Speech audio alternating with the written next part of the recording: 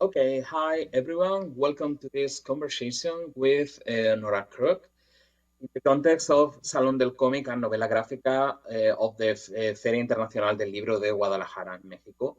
I am Gerardo Vilches, and I'm going to conduct the conversation with Nora, who I'm going to introduce first. Hi, Nora, how are you? Hi, thanks for having me. It's a pleasure for me having you here. And well, Nora was born in Karlsruhe in 1977. She is an associate professor of illustration in Parsons School of Design and have won a lot of awards. For example, the gold medal of the Society of Illustrators, or the Lynn Award, and National Book Critics Award in autobiography, among others. And she's an illustrator and a comic book artist. She is the author of some children book, like, for example, Shadow Atlas, Red Riding Hood Redux, or My Went on Vacation. She's here to talk about her last book, Belonging, in English, in German, and in addition, in Spanish edition, is Heimat, which is a fascinating book about the familiar memory and the Second World War in German. So I think, Nora, first of all, you are going to introduce the book and show us some images of it, right? Yes.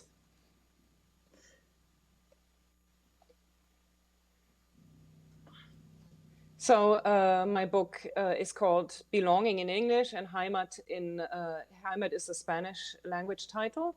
And it's a 280-page, fully illustrated and hand-lettered visual memoir about World War II and my own German family history. Growing up as a German in the second generation after World War II, the atrocities that my country committed during the Second World War cast a long shadow all throughout my childhood. And my years as a teenager were often accompanied by a strong sense of inherited guilt. But even though we learned about the Holocaust in school, and even though we regularly went on field trips to concentration camp museums, for instance, even though we spoke to survivors and analyzed Adolf Hitler's speeches word by word, the guilt that we grew into remained abstract, and conversations about what happened in our own families were non-existent. And by the time I learned about the Holocaust in school, around the age of 12 or 13, all my grandparents had died, and I had missed my chance to ask them directly about their involvement under the Nazi regime. And my parents, both of whom were born in 1946, so the year after the war ended, also knew equally little about their own parents' involvement under the Nazi regime, because the subject wasn't really discussed at home. And so the guilt that I felt became basically a gasping hole that left me with a feeling of emotional paralysis. And this sense of paralysis went along with a feeling of cultural disorientation.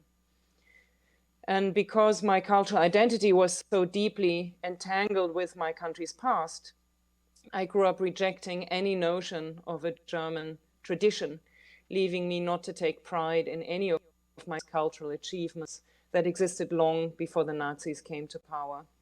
So, for instance, my friends and I never learned old folk songs. We struck the words for hero or pride from our vocabularies, and we never learned the lyrics to our national anthem. At age 19, I moved to England and later to the US to study. And during the 21 years of my living abroad, I was often confronted with negative stereotypes about my home country. And I've often been aware that my accent alone can evoke the memory of the Nazis' crimes. As a German in a foreign land, I felt more German than ever before, and I felt a growing urge to confront my own family history in a new way. It seemed to me that this distant view that I now had as a German living abroad allowed me to look back and ask those questions that I had never dared to ask before. So the book focuses on two protagonists. One is my maternal grandfather, Willi, who was a driving teacher in my hometown of Karlsruhe during the war. And the other is my paternal uncle Franz Karl, who was drafted into the SS at age 18 and died in Italy as a soldier at age 19. I went back to discover my family's wartime history by visiting archives and interviewing people in the towns where my family was from, and try to piece together a narrative like that. So I think we have a picture of my grandfather Willi, the driving teacher, here on the left, and my uncle Franz Karl, the soldier who died in Italy at age 19, in the next image.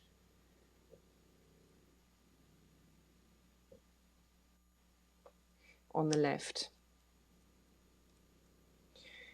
And interwoven into the family narrative are also pages that are entitled From the Scrapbook of a Memory Archivist, which feature objects, letters, and photographs from the 1930s and 40s that I found at flea markets across Germany over the years of my search. Basically, things that provided the tangible and evidential evidence of war that my own grandparents weren't able to provide me with growing up. And these pages are arranged thematically through the narrative. Similarly, the book contains encyclopedic pages that I call From the Notebook of a Homesick Emigre, Things German, which catalog objects, activities, and places which, to me, are deeply rooted in the German consciousness, aspects of my culture that were often misappropriated by the Nazis and whose emotional meaning I only became aware of during my working on the book and living far away from my home country. So the book to me is basically trying to raise questions about who my family was under the Nazi regime, but also what the memory of war has done to my family over the course of generations. Thank you, Nora. It's a very interesting presentation for a very interesting book, I think. I would like to say congratulations for the book because I enjoy it a lot. And I think it's an important book, not only because of its topics, but also because of its formal aspects. Because I think that it is one of these books that this is not a typical comic, of course, but at the same time is a book which can open new spaces, experimental fields for other authors. And I would like to ask you, firstly, how did you reach to this mix of document, maps, photographs, pictures, drawings? Because it's very unusual. Well, I wanted to move away from the more traditional idea of what a graphic novel or a visual book could be. So I wanted to free myself from the panel grid on the page. I wanted to be able to integrate archival documents as I found them in the archive, because I felt that the reader could understand better what I was going through emotionally while finding these documents if I placed them directly in the book. And I also thought a lot about the nature of memory and history and the fragmentary nature of both. The way in which we perceive memory as something, very narrative and structured, but in fact, it's just an accumulation of individually experienced moments that we arrange into a narrative in retrospect. So I was hoping that this collage-like aspect of working would represent this notion of a fragmentary memory. Mm-hmm. Talking about the photography and the drawing, what's the difference in terms of narrative and in terms of reality, in fact? I mean, what is the dialogue in the book between photograph and drawing? Yeah, so I really felt that it was important to use both photographs and drawings. The photographs to me represent both mood images. I use a lot of landscape photographs in moments in the book where I talk about my complicated emotions towards my family's history and my country's identity. But I didn't want to show myself while doing that. So the photographs in those instances represent kind of a passive portrait of my own emotional state. They replace images of me. But then I also used photographs for factual reference. So for instance, photographs of the liberation of the camps, or photographs from my family's life that represent actual moments in history, because I thought it was more powerful to show those actual moments in photographs rather than redraw them. And the illustrations take on a more imagined or poetic role in the book, because obviously I don't have evidence for every single moment in my grandparents' lives. So the goal here was to imagine their lives and make their lives visible to me and others in moments where there was no actual proof. And it was also for me, in a way, an act of empathy, because the drawing and the visual imagining of their lives allowed me to forced me to get closer to the realities that they experienced under the Nazi regime. Mm-hmm. I find this very interesting because when we talk about memory, as you said, we have to understand that it's something fragmentary, something that is made up in some degree when someone is remember his or her life. It's always inventing in some details or some aspect of his own life. And I don't know, you when you talk with witnesses or with people who met your your grandfather or your uncle, did you find difficult to determine with how these people is telling you the truth or is making some mistakes? Because I, as a historian, for me it's very difficult to deal with the witnesses and the direct testimonies. Yeah. Well, for me personally, it's very important to think of the term history in a multitude of ways. So we tend to, we grow up thinking of history as something that's, that's told to us in a linear way, the way we learn from history school books. And of course, there are historic facts that are not debatable. There are no alternative truths. We can't debate what happened. That's evident. But the way we perceive history as individuals, I think, it is very personal. So I think we should also be allowed or open to the idea that history is an accumulation of personally experienced moments in time. And everybody experienced the war in different ways, even though the reality was the same and the historic facts were the same. But the experience was different based on your role, the role that you played in the war or whatever you experienced, how strongly you were affected, where you lived, how you grew up. And so I think as a writer of nonfiction, to me it was very important that I'm honest about the fact that whatever I write about is based on what I hear. So nothing in the book is made up, but also to admit to the fact that I'm talking to humans and there is always human error and there's this unreliability of memory. So I try to tell the story in the book in a way that allowed for these doubts. I mean, one example perhaps is several stories that my family kept on telling me growing up that perhaps made my grandfather appear in a better light than he really was. certain rumors, such as him having hid his former Jewish employer in a garden shed in the family home to protect him from the Nazis, was one rumor that circulated in our family. And the interesting thing to me was that that this fact had never really been, or this rumor had never really been further explored. Nobody in the family had actually conducted research into whether this was actually true. And that to me was a truth. That to me was a reality, that we just accepted whatever stories circulated in the family without questioning them. So I try to make that aspect part of the narrative, that aspect of confusion, or I mean, I hoped to raise more questions in the book than to provide clear answers. Mm-hmm.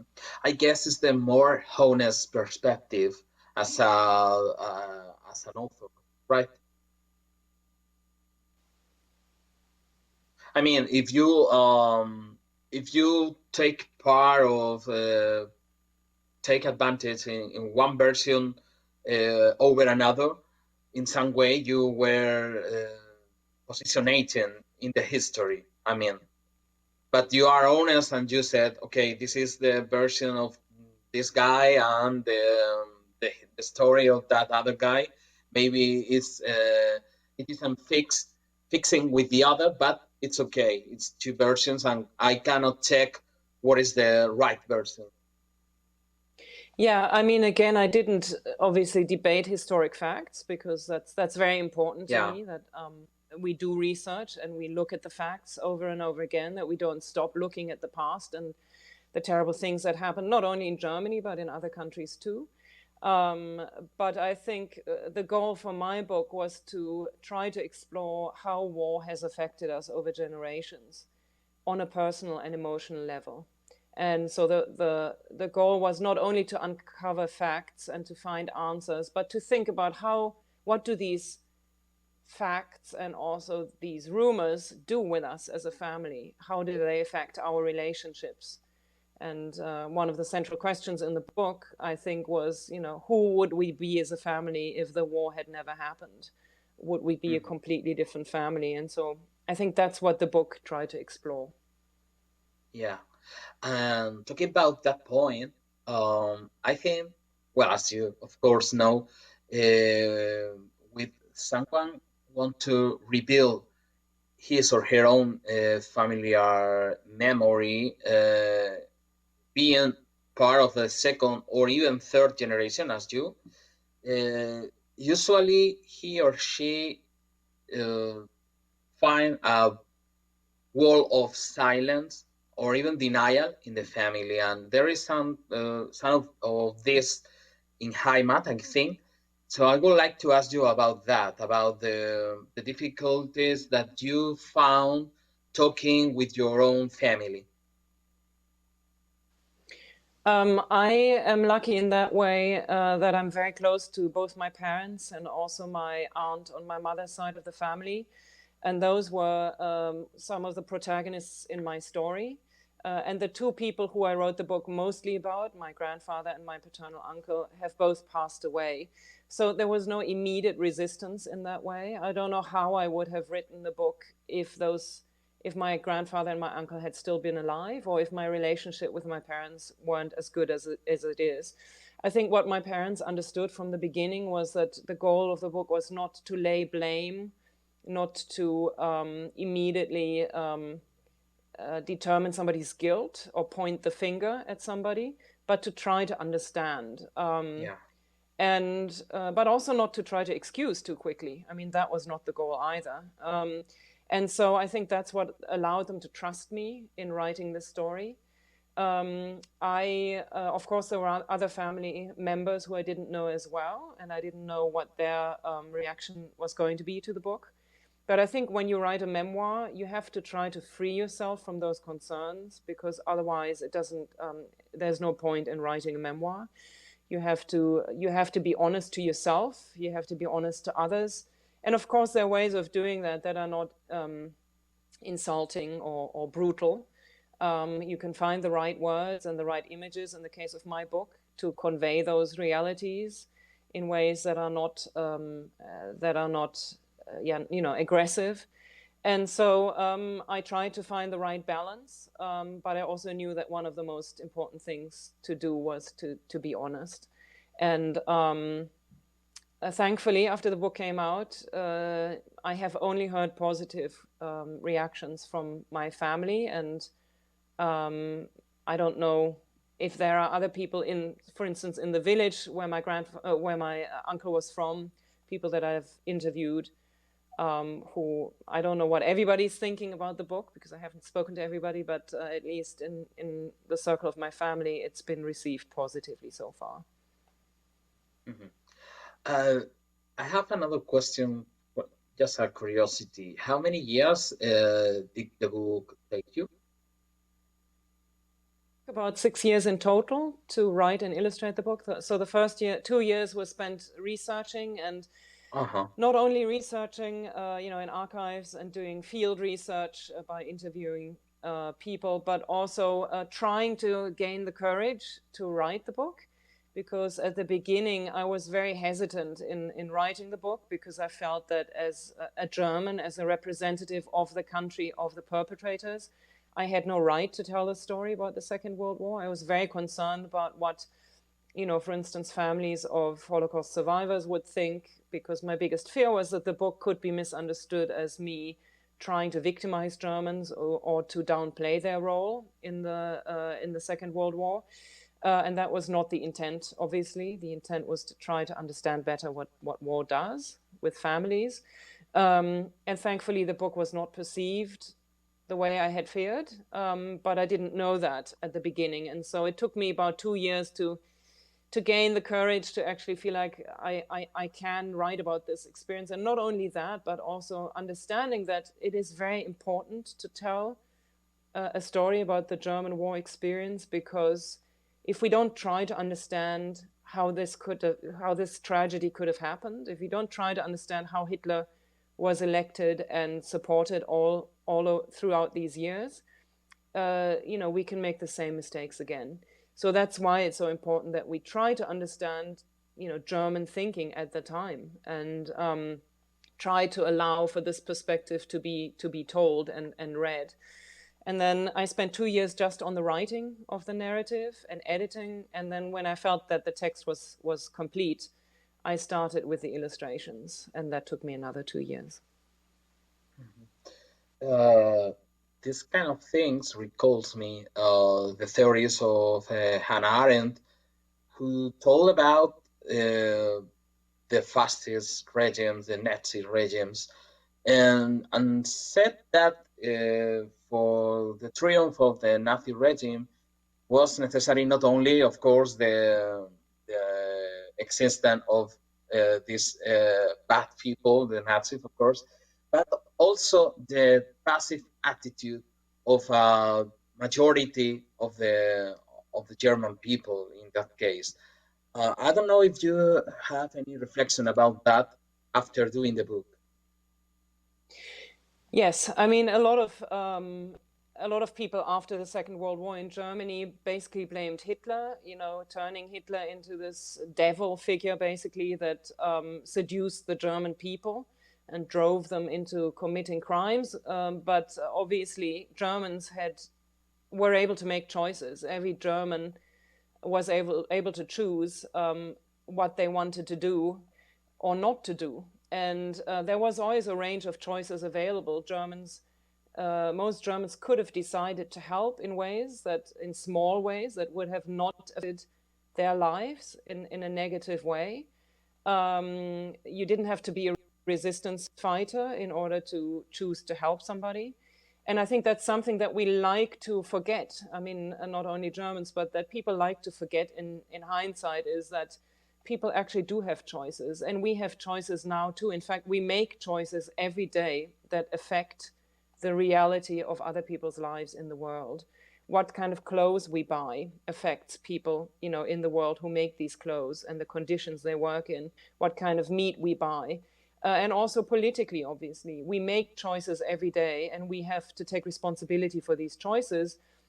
And I think it's this passivity of not realizing that we actually make these choices every day that Hannah Arendt also maybe referred to, that most of us are bystanders. Most Germans were bystanders, and that's a term, or a German term, Mitläufer, follower, that I write about a lot in the book, because my family fell into exactly this category.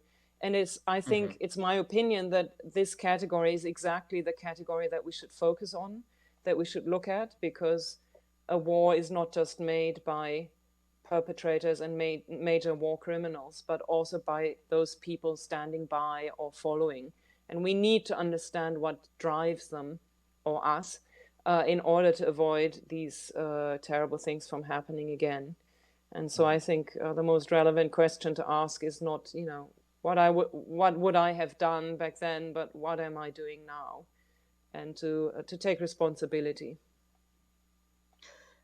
It's very interesting. I think understanding is the key word of this point, because, as you said, understanding is the way to avoid repeating again some mistakes. We are living now in a moment in which we have a lot of countries where the far right is rising again. For example, France or Brazil, or even in Spain. Well, right now we are expecting the results of the American elections also. So I don't know if you think about Heimat as a warning in some way, as a warning to people that want to understand or to be aware of the danger of the far right now in the world. Well, it's interesting, because I've never thought of it as a warning, but I think I thought of it more as an invitation. But I think at the current time, I agree that it maybe should be understood more as a warning, because we're living through very dismal times and dangerous times. You mentioned that this is a universal problem, and it's true. I think my hope is that my book will have these universal qualities, in that it's not really a book about my family or about my country, but that it could be related to any country, to the fact that no matter where we come from, we have to face our pasts and the terrible things happening in the present, and understand how the past is shaping us and what we need to do to shape the future actively. And yes, the United States is a big example. I think many people here are very worried about what's going on with the president, and hoping for change, because there are too many parallels, in terms of the language that he uses, the way he tries to expel certain people that he thinks are or should not be part of society. In fact, he doesn't really think that, because he employs them himself in his various golf courses. So it's not actually even what he thinks. So his lying is a big part, his construction of alternative realities, and the way he makes himself look like a god. I mean, there are many parallels to the behavior of classic dictators, and hopefully there'll be some change by the end of this week. Yeah, me too. Yeah. Well, talking about your investigation again, I was fascinated by the objects and the documents and the photographs that you find in these shops of curiosities and memorabilia of the war. I would like to know a little more about that. How did you get this kind of objects in this shop? Did you buy them online, or you go directly to the shop physically? I mean. Well, I think I love to go to flea markets and household liquidation shops. There's a whole tradition of shops like that in Germany. Basically, big, halls or places where people who empty other people's houses as a profession dump everything that they find, and you can just go through the mess and pick out individual pieces. And to me, these are really these are really basically places that preserve memory, because they show these unwanted memories, really, things and objects that nobody in the family any longer wanted to associate their family member with, so decided to get rid of. And so whenever I go back to Germany, I still do this. I go to flea markets or household liquidation shops to look for evidence. I mean, to me, these are silent witnesses in a way, these objects and letters and photographs, because they tell us something about the way people lived under the Nazi regime, and again, on a very personal level. So they add to our understanding, to our factual understanding of history in an emotional way. And to me, it's a very powerful thing to find an object. For instance, one time I found an object that was a handmade tobacco box that was made from the scrap metal of a crashed airplane by a German prisoner of war. And to hold an object like that, knowing that this person also once held it in his hands, is a very powerful experience that connects you with that person, and not always in a positive thing, because I don't feel comfortable necessarily feeling connected to somebody, out there on the at the Eastern Front, fighting under the Nazi regime. But it connects you nonetheless, and this connection is a very important experience for understanding war. So that's why I collect and preserve these articles. I also think that it's important that they don't fall into the wrong hands, and that they eventually end up in archives. In some way, with this kind of stuff, with the documents of the archives, as you said, and your drawings, you are building some kind of huge puzzle with a lot of parts. I don't know if the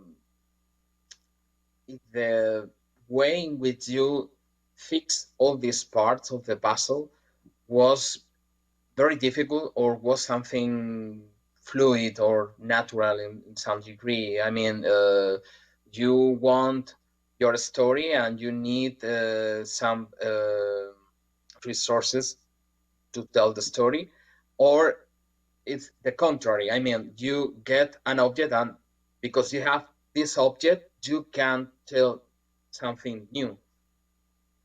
Yes, the latter was true. I mean, I started out with the research, and while I was researching, I took notes, and I suddenly saw many connections. For instance, there's one page in the book where I talk about the poisonous mushroom. That's a symbol for luck in Germany, but it's also an image that the Nazis misappropriated to associate with Jewish life in Germany, calling Jews poisonous. So it has these two meanings. One is a symbol of luck, and the other one is this terrible comparison with this German minority that the Nazis tried to, control and expel. And then suddenly, as I was thinking about this connection, I rediscovered an old photograph of my mother's in this old shoebox in my parents' living room, that shows her on Carnival as a maybe 6-year-old girl, wearing as a costume a poisonous mushroom. And suddenly I realized that there are all these cultural artifacts that have so many meanings, and that have had these meanings in my head all along growing up, but that I've never connected them before I started collecting all the material for the book. So this act of collecting and drawing and researching really happened very smoothly, and the narrative came out of all of these observations and collections. Mm-hmm. I would like to talk a little bit about comics and other books that maybe could be an influence to you. At the beginning, I said that you aren't the typical comic artist. I don't know if you agree with that. I think so, yeah. Yeah. Yes. Okay, I think that not only because of your book is very different from other comics, but also because of your career, which is more focused in illustration and in children books. But I don't know if you have read, as part of the documentation of your book, comics like, for example, Mouse, or any other books about Holocaust and the World War II. Yes, of course, I read Mouse, and it's obviously it's a wonderful and very important book. I've also read other books that are visual memoirs, also visual accounts in panel form from the Second World War. I forgot the title of one, but that depicted, for instance, the camps in America that were used to imprison Japanese American citizens during the Second World War, but also yes. more recent visual memoirs. I mean, there's such a wealth of nonfiction visual memoirs out there. But I think that while I was writing the book, I was not so much influenced by visual memoirs, but more by memoir writing in general. People like Alexandra Fuller, who's a wonderful writer who writes about her upbringing in Zimbabwe as a child in a very non-sentimental and real way. But also, I'm a big fan of documentary films, especially those documentary films that have an essayistic quality to them. For example, Werner Herzog's movies, but also the two wonderful films by Joshua Oppenheimer, The Act of Killing and The Look of Silence, that depict the consequences of political actions in a poetic way, but without a sense of sentimentality.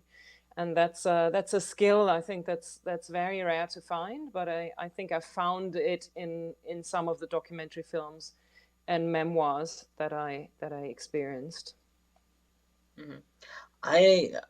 I asked you about Mouse because when I finished Heimat, I cannot avoid thinking in it as the other side of Mouse. Mouse is trying to reveal the memoir of a Jew family, and you are trying to reveal the memory of your own family, which is of course a German one. So I don't know if you were thinking in this kind of parallelism. I wasn't when I was working on the book. It's certainly a comparison that has been made since, and I understand why. But I think I was more thinking about literature on this subject, from a German point of view that was already out there. I was actually intimidated by some of the work that had been written by Germans on the subject because there's such a wealth of it that I felt kind of an urge to contribute to the subject in a different way by using images. So I think I had more the German perspective in mind while working on my book, but I can see how it can relate to Mouse in coming from a different angle. Mm-hmm. I'm interested in the reaction both in German and American markets, because if I'm not wrong, the book has been published at the same time, more or less, in German and in Germany and in American market, right? Yes, exactly. It came out in the same year. And in Germany, it was very successful, both from a critical point of view, but also in terms of the audience reaction. It has many readers there, and I think, it's difficult to know what the reason is exactly, but obviously it is a collective experience in Germany, a collective experience that we learn about collectively in school. And I think that's part of the problem, is that in Germany growing up, we're not encouraged to think about it or learn about it as much, at least when I went to school there, from a personal angle. And that's what I was trying to do in my book, to understand that the collective level is very important, but the personal is as important. And a lot of readers in Germany, contact me asking my advice for how they can embark on their own family research, which archives they should go to, what kind of files they should be looking for. So that has been very encouraging to me. The German government has also published a special edition that's accessible to educators there. So I think it shows that a majority of Germans still feels that we have to continue to face our past. And despite the recent right-wing development there, this to me is a very satisfying thing to see, is that a lot of Germans agree with me in terms of, having to look back and confront the past. And in America, it was also very well received. And as I mentioned before, I was most concerned about the Jewish readership in America. But in fact, the institutions I've been invited to in the United States have often been Jewish institutions.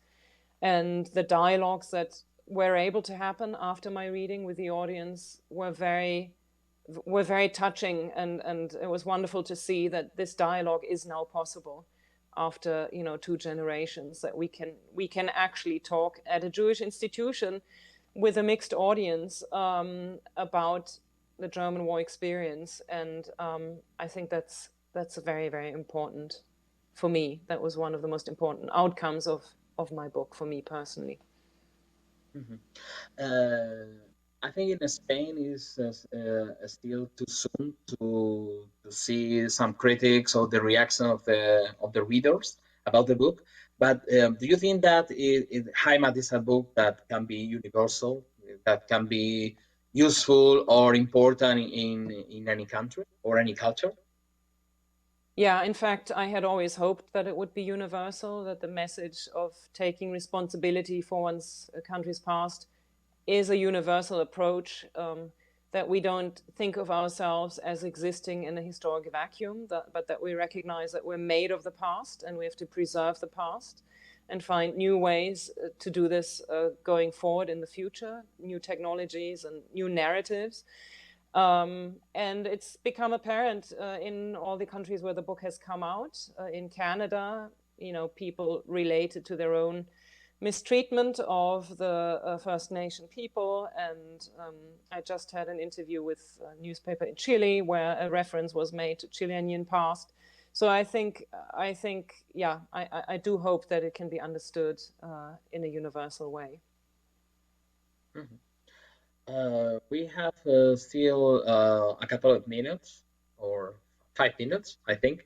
So I would like to ask you, in general terms, about the comic language, and if you think that there is something in drawing which is especially useful or especially suitable with the memoir issues. Yeah, I mean, I think drawing is a very direct form of expression. It was also one of the first forms of human expression in the history of mankind. It's also the first, or one of the first artistic expressions of any child. And this directness really allows it to create a form of access, direct, emotional access into the past in a way that perhaps other mediums can't. It's also a medium that has been abused throughout history as a propagandistic tool. In the case of Europe, it has been abused as an anti-Semitic tool in the past. So we, as illustrators, have to be very careful about how we use it, and we have to be aware of its problematic history. But I think we also should use it to communicate social ideas and political ideas and personal ideas. So I think it's a very appropriate medium to use to tell stories or to write memoirs. Mm-hmm. Okay, and one last question, an obvious one. Are you working in a new book now, or you have any other project? Yes, I'm currently finishing a new edition of the American historian Timothy Snyder's book on tyranny, which is a very similar subject. It basically gives us advice as to what we can do to preserve our democracy today in 20 lessons. And he approached me and asked me if I could do an illustrated edition, which is slated to come out in the fall of next year. Mm-hmm. Okay, you have any other idea for next books or something related to Heimat, or we can expect a totally different new book in the future, apart from this one that you are talking about? I want to continue working in the visual nonfiction realm. So I haven't decided fully yet on the subject, but I do want to do something about real political circumstances, possibly involving war. I don't know if it's going to be the Second World War or other political conflicts, but again from a personal angle, not necessarily autobiographical, but personal, with a personal voice.